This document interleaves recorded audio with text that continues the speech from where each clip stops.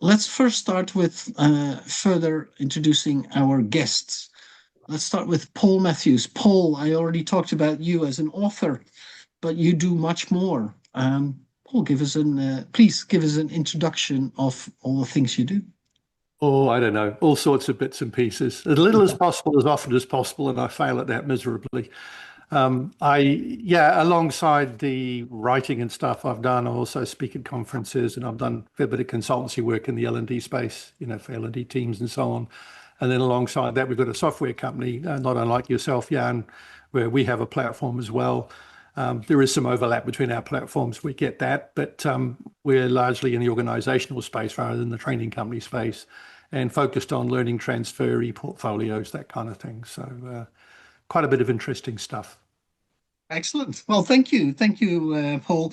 Um, you mentioned a speaker at conferences, and we were very happy to welcome you at our last conference in 2025. Um, and I'd like to introduce also Tom McDowell. Um, we were talking about conferences, Tom, but you don't do just conferences, do you, Tom? No, no, I always describe myself as a bit of an unapologetic generalist. Whenever it's like, oh, niche down and focus on one thing, I'm like, no, can't do that, not for more than 10 minutes. So at Evolve, we work with anyone that works around learning, training, development, coaching, to up their skills, specifically about how they become more evidence informed. We also have things like a mentoring platform that we work with organizations to build their internal mentoring practices. And then a lot of conference speaking, a lot of podcasting, a lot of writing in the form of a Substack that publishes 5 or 6 times a week, depending on how ambitious I'm feeling that week. Really just spend a lot of time talking about learning, training, performance, and kind of the different sciences involved in it. All right. Well, thank you.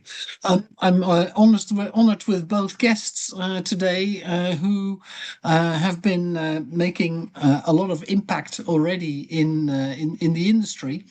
Um, let's ask some questions. And for those who haven't joined us before, um, everybody in the audience can also chime in. Ask your questions in the chat.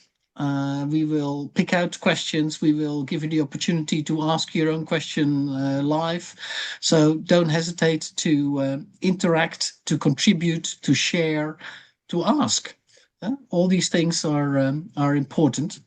So first question, actually, let's talk about how this works. Tom, what is the perspective of L&D towards learning transfer? And maybe you can give a bit of a few examples there. Yeah, I mean the biggest thing I run into is sort of a fundamental and this kind of depends on where which part of the organization you look at any given time, like a fundamental lack of understanding around what learning transfer is and how it applies to what we do. And I think that often comes from this debate of like, is learning our core focus? Are we about learning or are we about organizational performance? And often we get caught in that conversation and we don't think about, how learning transfer plays a role. Because of course we're both. Learning is a lever we can pull. Therefore, when we do, learning transfer is our way of connecting it to performance, would be my argument. It's that observation of, so what is being used? How are we going from here's the thing that we trained to here is the observable difference we're seeing in the workplace, which in turn is hopefully, touch wood, if we've done our job right, leading to the desired performance the organization is looking for. Now, that sounds very simple. But as we all know, in the real world of work, where everything is being done on a tight timeline and all this sort of thing, it's really complicated because that simple step of seeing here's what we've trained and here's what's changed and here's how it's impacted performance is very difficult to spot. If you're not prepared for it, if you've not got a plan in place, and if you've not designed with that end in mind. And that's why I say that when we get trapped in the idea of learning is what we do, we kind of trap ourselves before that stage. We say, well, people have learnt, i.e., they've passed a quiz or a test or an assessment. That's our job done. Application is not our problem. That's the job of the line manager or whoever else in the business we choose to sloping shoulders that onto. And that's when we fail to observe learning transfer and to think about it and consider it. And that again, it all sounds simple, but it's really complicated. So whenever I say kind of like, oh, we've not done well on this as an industry or we failed on this, that's not as big of a criticism as it sounds like. It's really difficult to do well, would be my argument in the real world of work. And so, just an acknowledgement of that's where we should be heading, I think is a good place to be. But I would say that across the board, most organizations struggle with this, or at least they struggle to do it consistently and consistently well. All right. Well, thank you. And actually, you started with a very good point on definition of a learning transfer. Um, and I'd like to bring Paul into this. Paul, you wrote the book. So, what is the definition of learning transfer, and does that differ from what Tom just gave us an angle?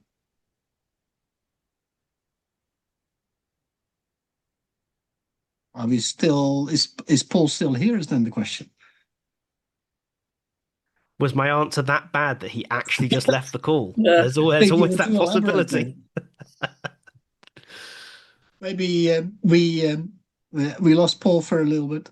Let's continue this conversation by actually bringing in other people into it as well, because I would really like to understand how people are confronted with learning transfer. And my definition is always what I learn here in a training session and then apply in the workplace.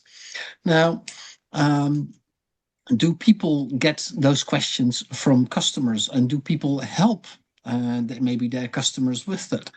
Tom, I'm first going to ask you, is there an example that you've seen that where learning transfer was applied really well? Yeah, so I'll not use ourselves as an example because I always say we're external, so we can kind of cheat. We have an easier time doing everything because we're coming in from the outside. Within organizations where I've seen it really well done, I'll use a retail organization as an example. They were delivering what on the face of it is a fairly standard sort of set of onboarding, welcome to your role training. Here's how the tills work. Here's how the sales process works. Here's how we do customer service. But what they did, rather than having here's your training and now you go and do your job, is they extended from the training these key what they call their transfer tools. So in every key behavior that they had trained, they had a series of 3 ongoing touch points that people would have in the role for as long as they needed them to make these behaviors second nature. And generally, the tools were based around a couple of principles. The first one being observable. The use of the tool would be observable. A line manager or another colleague would be able to see this colleague using whatever the tool might be. Now, it might be a checklist. It might be something physical. It might be something they could scan, something they could engage with within the workplace. Whatever it was, the actual implementation didn't matter. The key thing was that they could be seen to be using it. The second one was that it could be used in the flow of the task. It couldn't be, here's a link to an e-learning, or here's a book, or here's a whatever it might be. Similarly, therefore, it couldn't be, here's a video or a podcast. Those tools are great for more learning, but actually in terms of doing a task, that's taking you away from it in a retail environment where usually there's a customer involved. So it had to be something they could use with the customer. Checklists were therefore very popular. Simple scan to do were very popular. The third one is there had to be a clear route for feedback, i.e., if they had just used it and it had not helped, what could they do? Who could they go to? Who could they tell? And how could it be changed? The idea was that these things were not permanent crutches, but they also weren't time bound. So if I was perfect after a month, great, I didn't need them anymore. But if I was still using them a year in, so long as I was performing, it's fine. So it kind of played simultaneously on, yes, extending the connection to the training, but also played on that self-directed element that we always want to develop in people, but can't expect to be there naturally. It's not reasonable to say, well, most people can self-direct. Actually, the research suggests most people can't reasonably self-direct in a work environment. We spend a lot of time, in fact, telling people not to, i.e., do follow this process and don't deviate from it. The workplace is not an inherently self-directed environment, but this allows us to build up a little bit of that muscle. So those were kind of the elements they used. And what they found really ultimately was that because they had aligned every one of these little tools to a piece of behavior or a behavior, usually a full behavior, sometimes an element of, that they really needed to see coming out of this onboarding, they had a very easy time tracking the behavior change, which is usually something we struggle with. Yeah. But by making it observable and all these sorts of things, suddenly it became a much easier ask to say, are people doing the thing? Yes or no? And if the answer is no, there's a problem with the training, we need to go back to the drawing board. If the answer is yes, how do we drive it quicker, more of it, whatever the question might be, there's always room to improve. But it made that whole stage a lot easier for them. Appreciate retail is quite a specific example, but the idea of tools that extend beyond the training is pretty consistently useful across any environment. Excellent. Thank you. Thank you. And I noticed that Paul is back. Brilliant. Paul, are you back? Yes, I'm here. Sorry, Excellent. my internet here in the wilds of my little bit of countryside is sometimes a little unstable, so it went out for 2 minutes. Yes, I am back. All right. Well, welcome back. We've been talking about some examples already, but I still am curious, Paul, for your definition of learning transfer. I mean, you wrote the book about it. This is something that we were curious about, but also maybe, do you have a great example where learning transfer was applied really well? I think following on from Tom's thing, it's essential that stuff goes beyond the classroom because it's this difference between acquisition and consolidation, if you want to put it that way. Acquisition of learning is one thing. And actually, in the grand scheme of things, in terms of executing organizational strategy, it's pretty useless unless you couple it with consolidation and then use of it in the context where it's going to make a difference that matters. So I suppose learning transfer gets bandied about as a term, and it can mean all sorts of things to different people and has also different meanings in the educational context as well. So we also need to be careful about that. But for me, it's about perhaps behavior change plus results. So you need some learning at some point because people usually need some sort of acquisition of knowledge, something in order to then change a behavior. And then they need to think about that, consolidate it, reflect it, experiment. So it's all these things that Tom was talking about, extending beyond the classroom. So until you put that wrapper around an event that is acquisition of learning, until you put the wrapper around it, you're unlikely to get much in the way of learning transfer. Some will, but most won't. So I know it's not a definition of learning transfer, but it's about what are we trying to achieve here? And I think that comes back to your original question about learning. I mean, who are we? Are we learning people? Are we somebody else? What are we actually doing? And ultimately, I think it's about making sure that people in our organization, if we're talking about staff training, are able to step up to what they need to do in the moment at the time they need to do it to execute the organizational strategy, which will reach the vision that's there. Now, of course, as soon as you don't have a vision or a strategy in place from the people in the suits in the top room, then it's very difficult to start creating much in the way of learning that's going to be useful to the organization because you don't know where we're all trying to go to. So all of that stuff starts to come into play, which is what Tom was saying about it gets quite complex when you go beyond that initial piece. But fundamentally, there's a lot of simplicity in there. What are we doing? Well, actually, if we're talking about learning transfer, we're not delivering content, we're delivering behaviors. Yes. So that's a good question to ask. What behaviors are we here to deliver? So behavioral change definitely being a key metric. I'd like to bring in Haley. Haley Morris, you made some great comments in the chat. Would you be okay to maybe give an example where you felt it really worked, or maybe it really didn't work? That's also possible. Yeah, I'm more than happy to. This is something I've been thinking about, this transfer element, for the last couple of months as well, because being a sales director and speaking to that person in HR, L&D, or the director to discuss the needs of the business, and then seeing the candidates come through the door for training and come back time and time again for different areas. The frustrating part for us is when you see them come back on additional courses to progress, etc. And they speak with the trainers quite openly about their businesses and their strategies and issues within their workplace.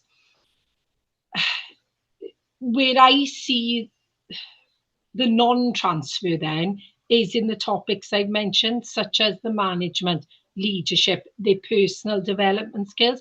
And I don't know if that could be a cultural thing due to us being in South Wales, and we are very manufacturing and production based in Wales. And there is cultures within these manufacturing industries. And like I said, I don't know if that is a Welsh thing or if it happens over the border elsewhere.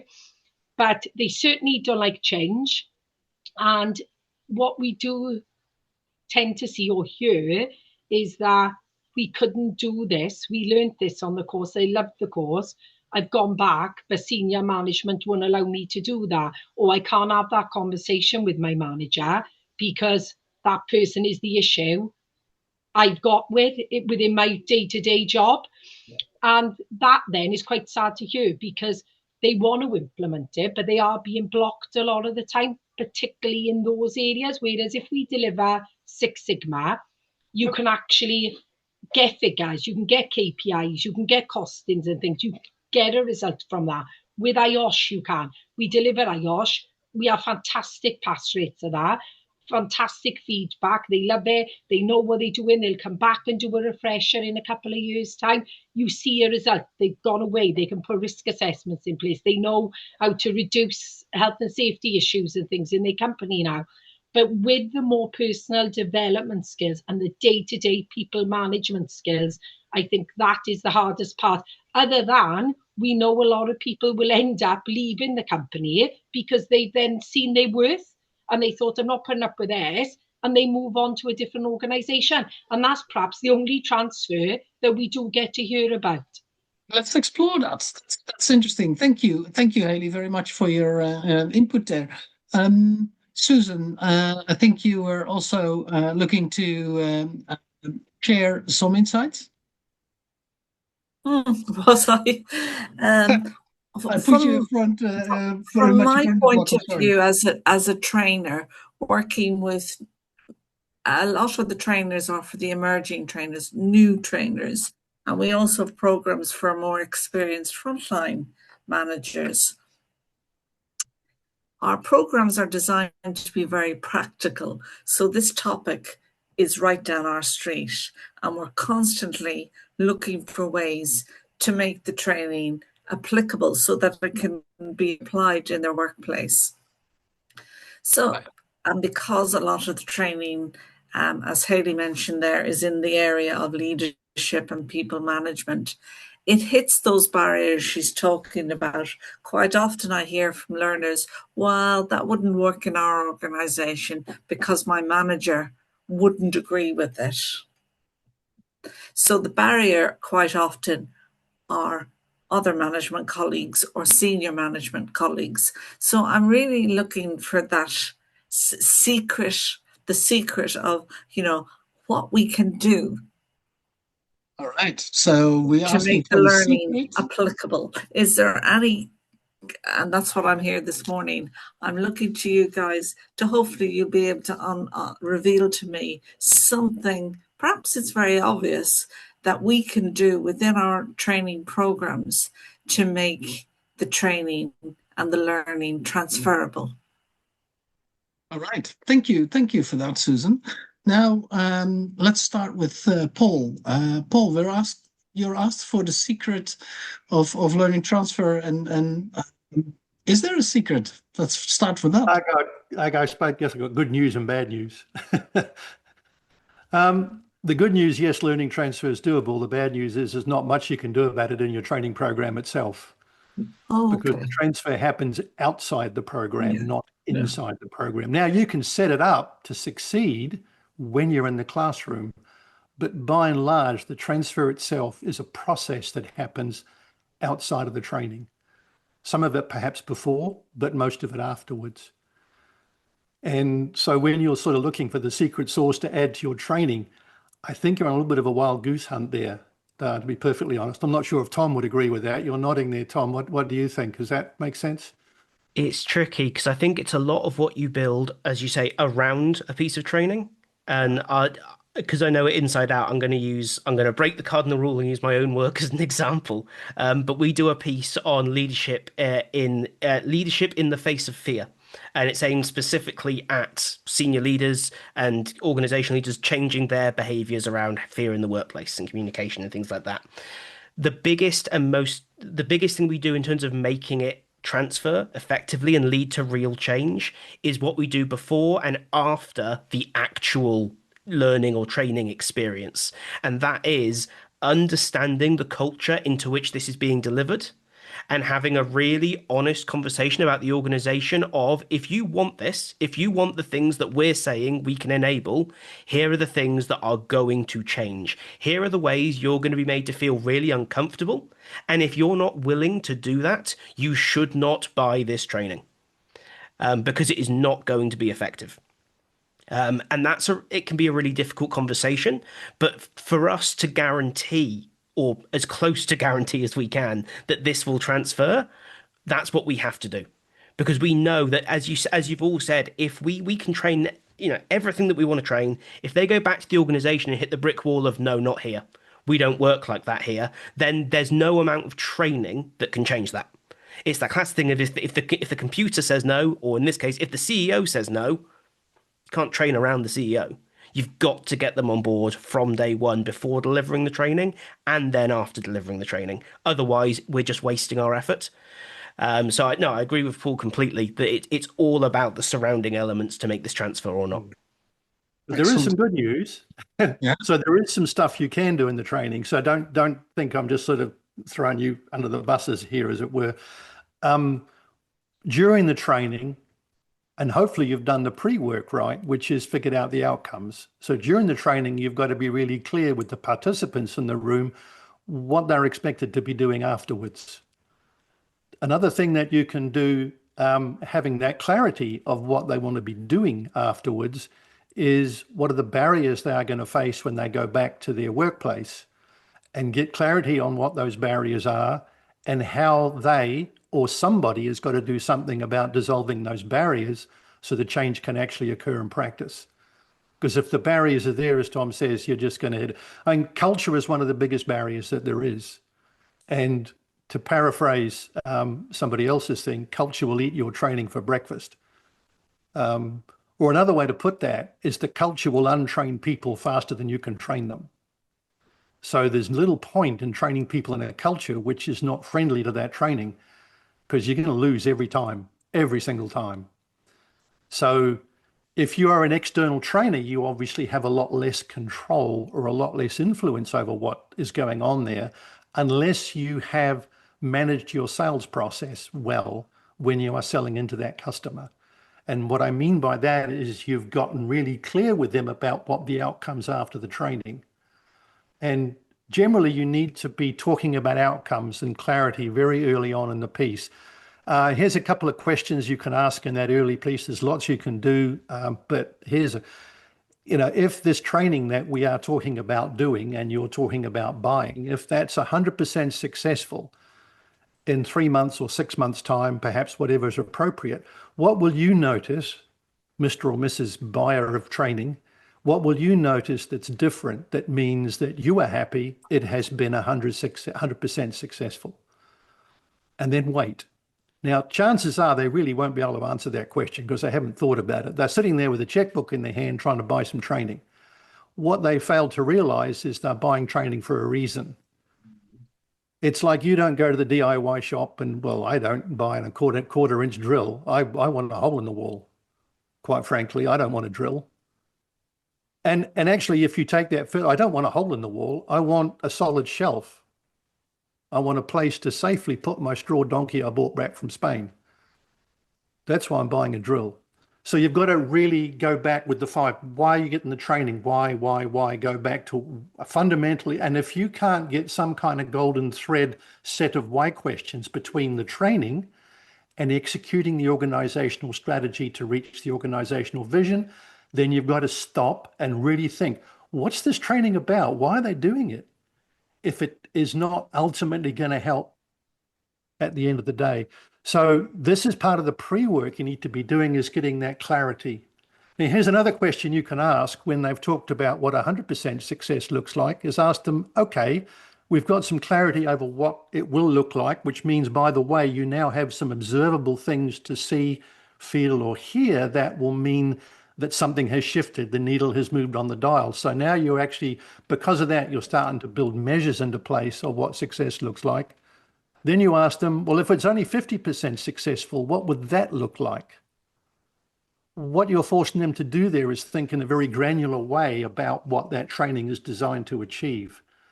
And that will trigger a whole lot of new thinking. So there's just, I mean, there's lots more, but that's just a couple of things you can do, both pre-training and in the training, in terms of, what you can do about transfer. Hopefully that's helpful. Thank you. Thank you. Thank you so much.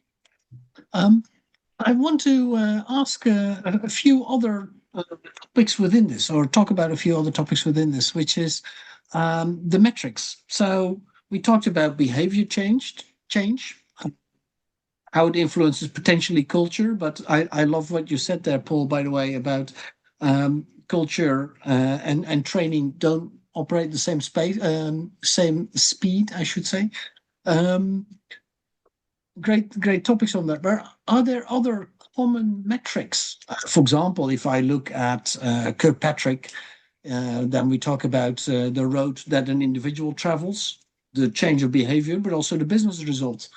Are there other models? Are there other metrics that are really common? Let's start with Tom, please. Yeah, so we use quite a specific system called metric chains. And the idea is that whenever we deliver something, we have a defined metric chain that connects everything from training activity through behavioral change, through to observable performance metrics, through to organizational objectives. That way, over the following, usually 12 to 18 months, the organization should be able to see what we call full impact, i.e., cascading change right up the chain from training to organizational objectives. Now, that is time consuming. And in many, if it's not how you work, it's a big change. The important element of it is that we set clear expectations about the timeline of when you might see impact at different levels of the business. So even if you aren't doing the full metric chain from the top to the bottom, what you can say is, well, obviously you're going to see training changes immediately. The training has happened, they have engaged, marvelous. When can I expect to see a behavior? Well, you can argue that behavioral change should be almost immediate, but it's going to be inconsistent. You will see inconsistent and sporadic change at the beginning, more steady change after 3 months. You can expect performance to be impacted by behavior in X, Y, and Z timeframe, depending on the KPI you're performing against.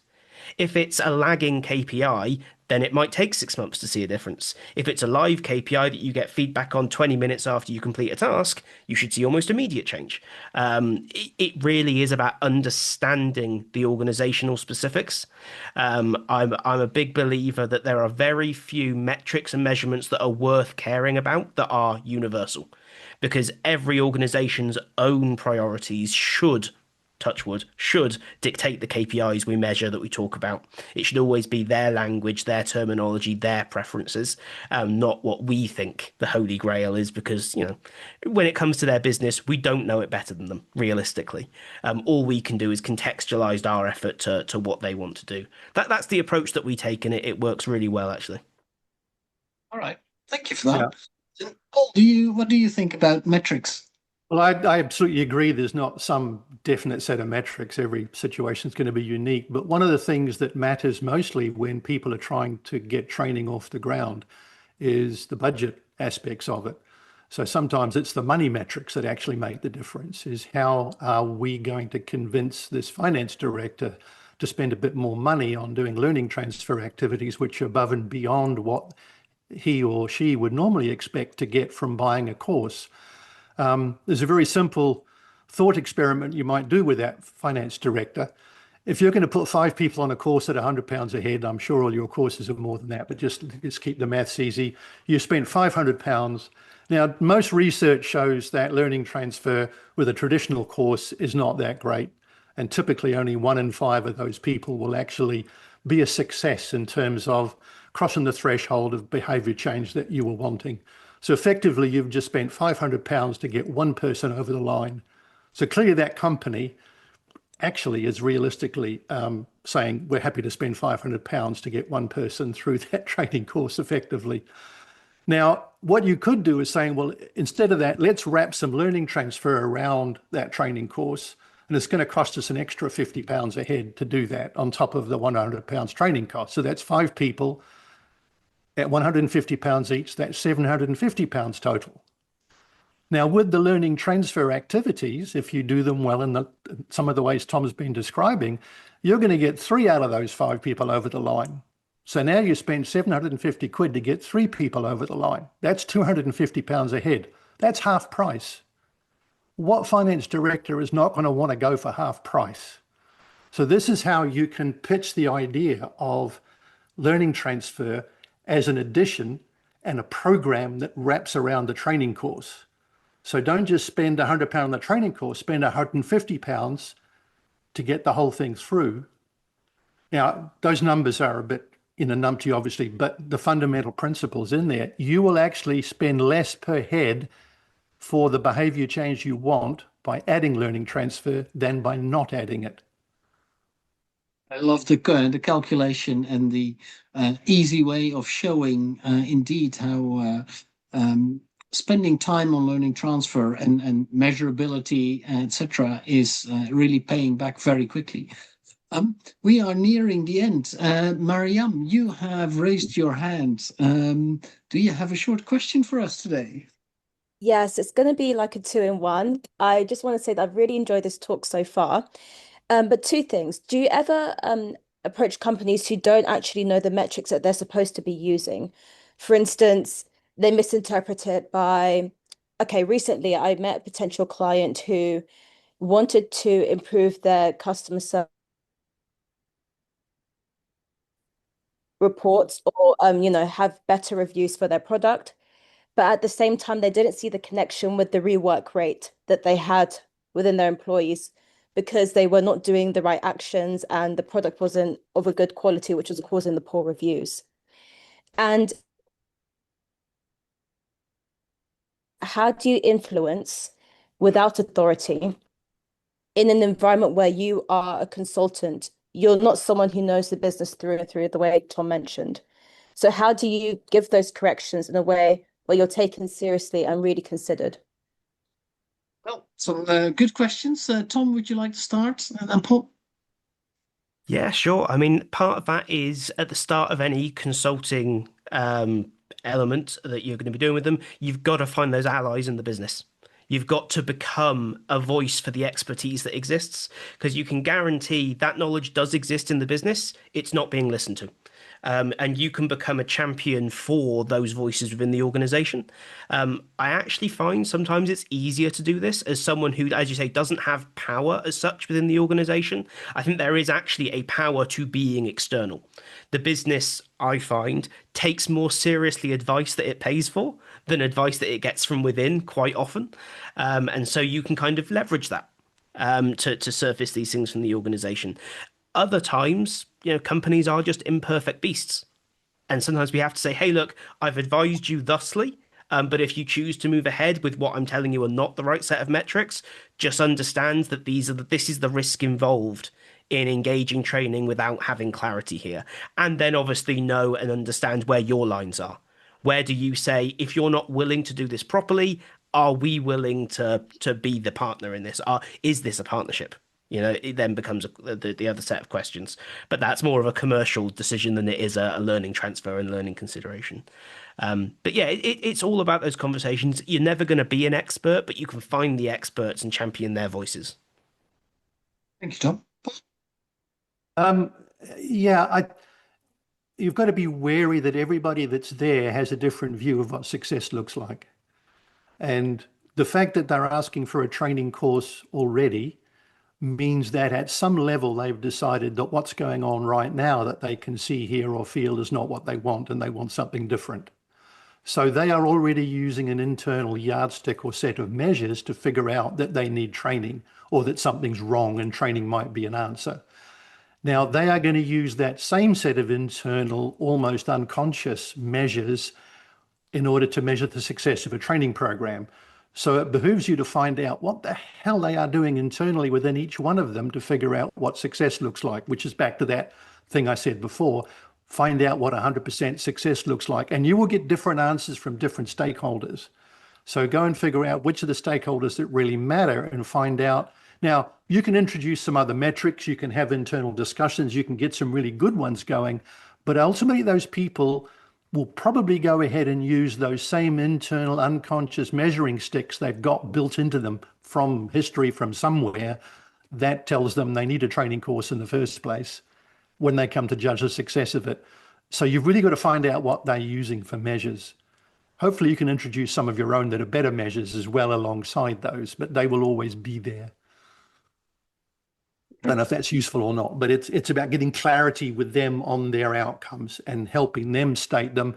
And then the other thing, of course, is there's always a difference between want and need. What they want and what they need are often two very, very different things. What they want is this training course. What they need is something maybe completely different, which is almost irrelevant or has no relevancy for the training course. So you need to get that clarity over and expose clarity on want and need, which is a lot of this. My second book actually was around that, but that's just, you know, Thank you that very much. consultancy process is a fairly, it's not the book that Jan's got. It's one with the red cover that actually explains a lot more about that consultancy process. I have that here next to me. Maybe we can talk about that next time. Thank you, Tom. Thank you, Paul. Thank you, audience. Thank you, everybody who contributed in the chat as well and in live speaking. This was a great session. Unfortunately, it was also too short, it feels, but maybe we can revisit this topic. If you have any questions, don't hesitate. Send us an email or whatever channel we use or you want to use. Ask questions. I'm sure we can engage Paul, Tom, maybe other people in the community to get you the right answers, but never not ask. So thank you, everybody.